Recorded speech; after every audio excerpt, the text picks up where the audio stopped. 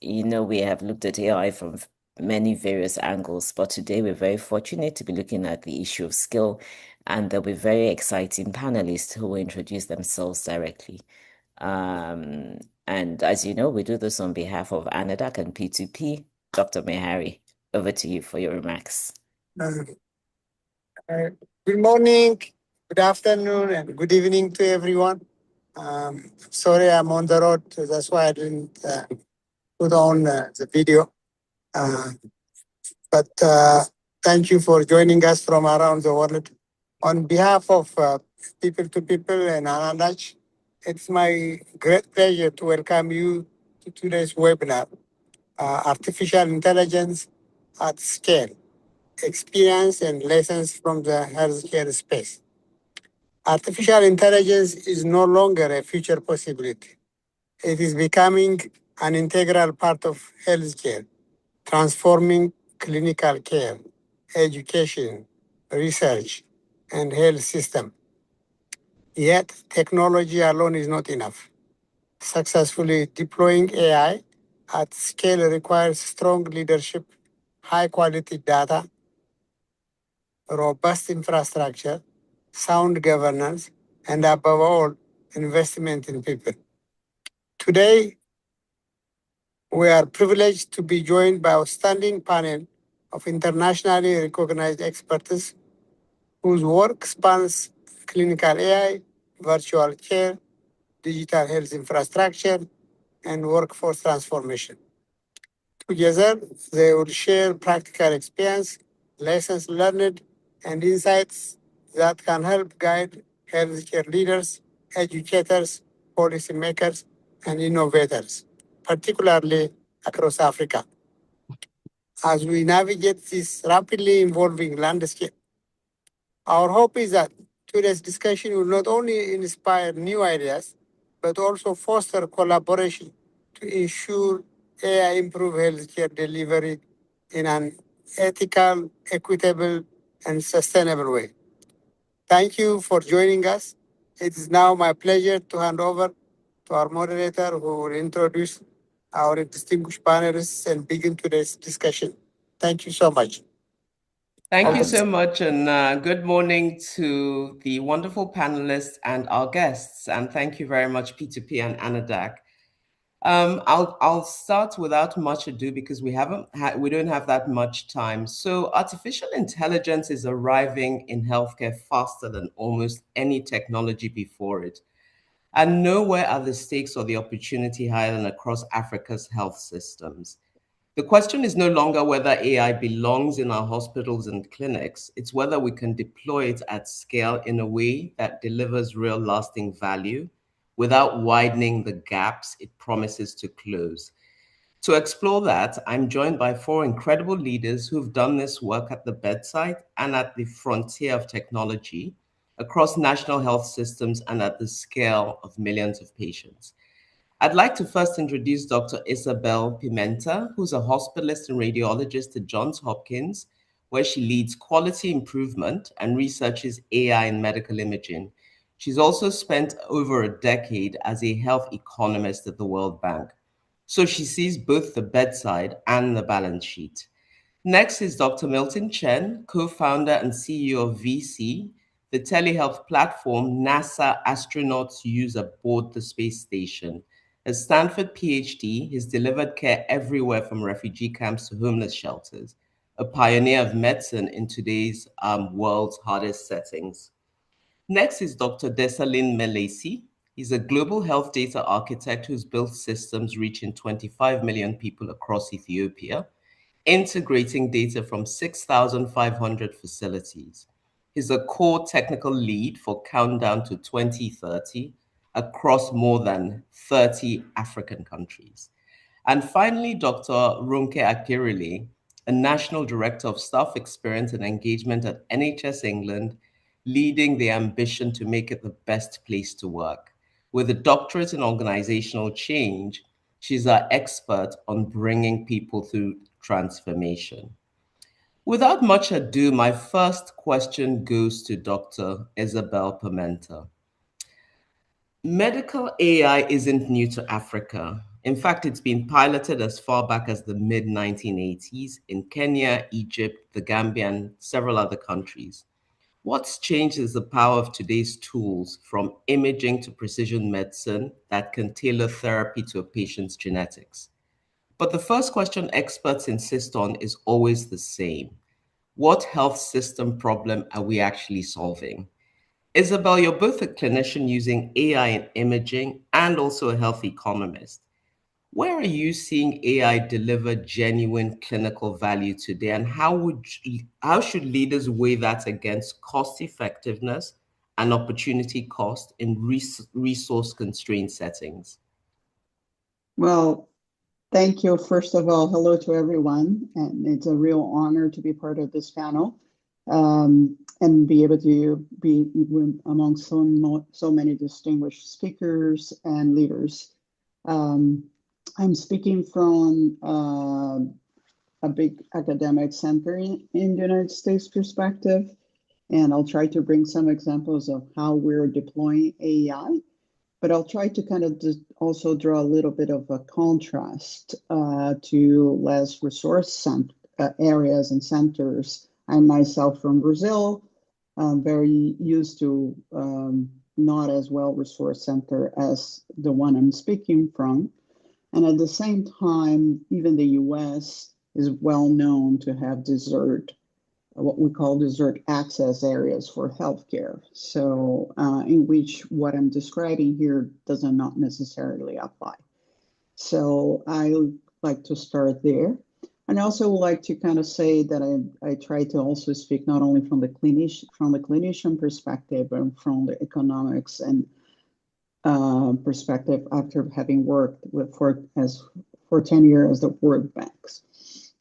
But let me kind of go back to some kind of use cases and and hopefully that kind of provide a little bit of practical examples of how AI is being deployed. The way I try to think, as always, starting with the problem. There are a lot of kind of hype in the artificial intelligence technological revolution for good reasons, but also I think it's very easy to get carried away by some of the features and powerful capabilities of some of those tools. And at Hopkins, we always try to go back to some of the basics.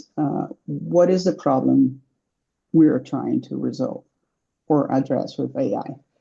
And how and what is, and from there, either develop in-house or go after external enterprise vendors or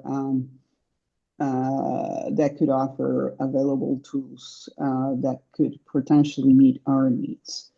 But I would like to kind of talk about some use cases that I think could be particularly relevant to this discussion. I like very much the example of retinopathy, which you might know. Diabetes mellitus is a big chronic disease that affects vast numbers of people, and one of its main kind of damages that causes to the body is problems with the retina in the eyes and eventually poor vision and blindness. So the first autonomous AI diagnostic FDA ever cleared was back in 2018, and it addresses exactly that problem. It detects diabetic retinopathy at specialty level care accuracy. What we use in medicine to kind of be able to measure some of those performances, 87% sensitivity, 90% of specificity, inside a primary care visit with no ophthalmologist required to interpret it. Another good example is stroke. In rural US hospitals, we're running telestroke plus AI networks that cut door to needle time from 112 minutes to 81 minutes. That kind of save brain cells in a stroke situation. Because AI can read a CAT scan and support transfer decision directly to even before a neurologist is on the line. Or, for example, the Mayo Clinic published back in 2019 AI algorithms in which standard EKGs can pick up silent and asymptomatic heart dysfunctions years before symptoms are present, and with accuracy that compares favorably to mammography for breast cancers. None of those. Go ahead, Dr. sorry. Thank you, Dr. Isabel. If you wouldn't mind, hold that thought. That's a perfect place to pivot to Dr. Chen. Roughly 1 billion people get care at facilities with little or no reliable electricity, and internet use averages about 23% in low-income countries versus 94% in high-income ones. Yet high mobile penetration is creating a foundation to leapfrog. And physical advances like solar power and satellite internet are reaching the last mile. The technology that matters here is the technology that works when the power flickers. And to what you're saying, Dr. Isabel, with these advances in AI, and we have these issues with power and energy, I wonder, Milton, who is taking care of the space station and rural areas, you've delivered telehealth from the space station to refugee camps. For systems with intermittent power and connectivity, what does responsible virtual care and remote monitoring look like today, especially in light of what Dr. Isabel was saying? And which emerging trends like edge AI or on-device tools, models, should leaders watch rather than chase? Thank you so much for that opportunity to share with you. I think the starting point is electronic medical record system. So I view that as a foundation. In fact, if you look across Africa, most of the places outside the big cities, they are still on paper medical record.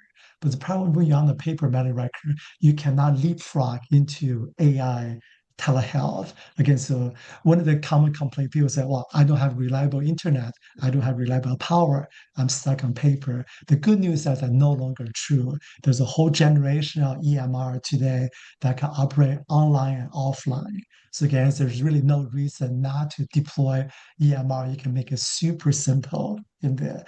The beauty of that, as soon as you have EMR, even in basic, you get just a beautiful set of capability, for example, from what statistics to improve, right? What are the key metrics in the healthcare system? You could dive into like real-time supply chain medication inventory, like the rule of thumb, right? About 20 to 30% of the medication are wasted because you cannot manage that, right? Just a really simple thing, right? That's the first point. Then the next thing I think was really exciting is instead of thinking about large language model, think about small language model, specifically about edge. Again, I know I'm sure all of you guys have used like the Anthropics, the Googles, or OpenAI, like all these, right? And they're really, really exciting thing. But those often it's just not practical when you get to the edge where the internet on and off, electricity. The good news is there's a whole suite of AI models is designed to let you operate on the edge. You don't need to have this sort of big internet and so on. Again, there's many ways that you can go to places like Hugging Face and so on, endless number in there. So the way I want to think about there's a separate thing you can be that's useful now. The way I want to think about it is that you should definitely use like Google, Anthropic, all these things, but I don't think they're sustainable because if you look at their business model, they're losing money every time you use it. If you were to deploy this in your country, what they go do is they will have a business model that get you hooked, low price. Soon you operate scale, the bill for that would be so expensive. Like you have even like